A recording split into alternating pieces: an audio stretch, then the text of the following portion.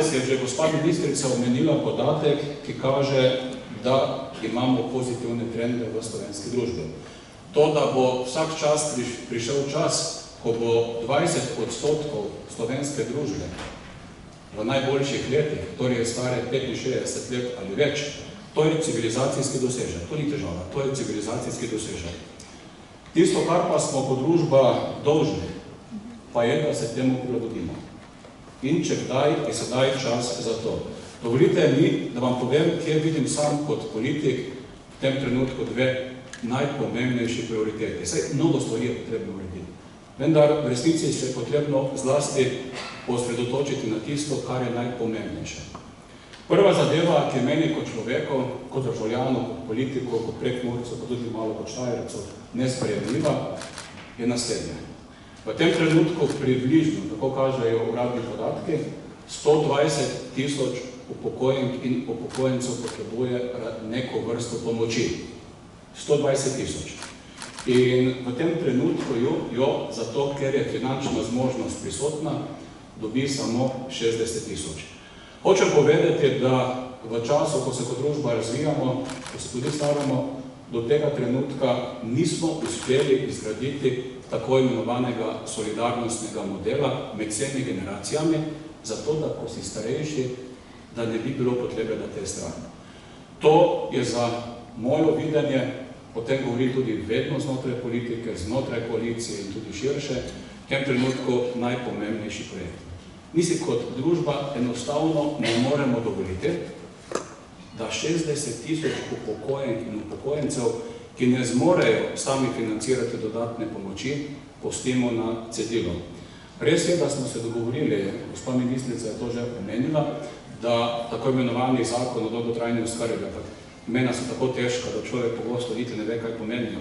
Ampak dogovorili smo se, da model solidarnosti, kjer bo vsak od nas prispeval, pa ne mnogo, ampak če bo vsak od nas prispeval in prispeva nas lahko 1,5 milijona ljudi, ki živimo v Sloveniji, mi omogočimo v resnici brezskrbno starost. Tako da vse, kar je v moji moči, bom naredil, da to tudi izpeljemo. Naslednja zadeva.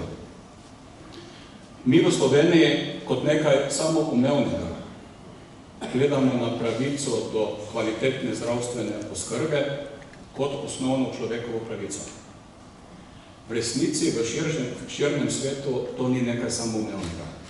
Nažalost, v veliki večini držav pravica do kvalitetne zdravstvene oskrbe tržno blago. Navadno tržno blago. Koliko imaš denarja, da se čim dražje zavaruješ, takšno pomoč boš dobil takrat, ko jo potrebuješ. Zato je tako zelo pomembno, da ob vseh pretresih in vseh napadih na slovenski javni zdravstveni sistem, ki v resnici ni tako zelo slab, ima pomanjkljivosti, kakor imajo vsi zdravstveni sistemi na svetu.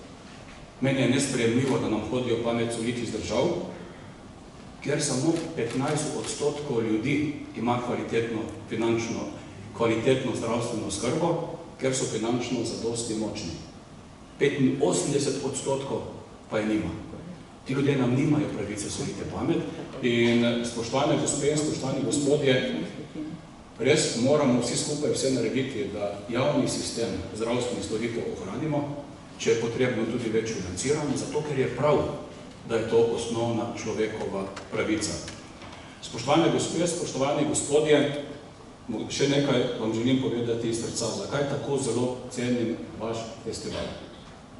Na tem festivalu slišim slovensko besedo. Na tem festivalu srečam mnogo, ampak res mnogo pristnih kulturnih dogodkov.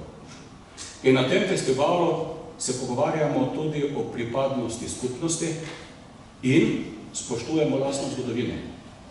In to, kar sem sedaj povedal, je, če nekoliko parafraziram doktora Matjaža Kmecla, to je definicija Slovenk in Slovencev. Zato to, kar počnete v resnici v širše dobro, prosim lepo počnite še naprej. In spoštovane gospe, spoštovani gospodje, zelo sem srečen, da ste tukaj med vami. Hvala.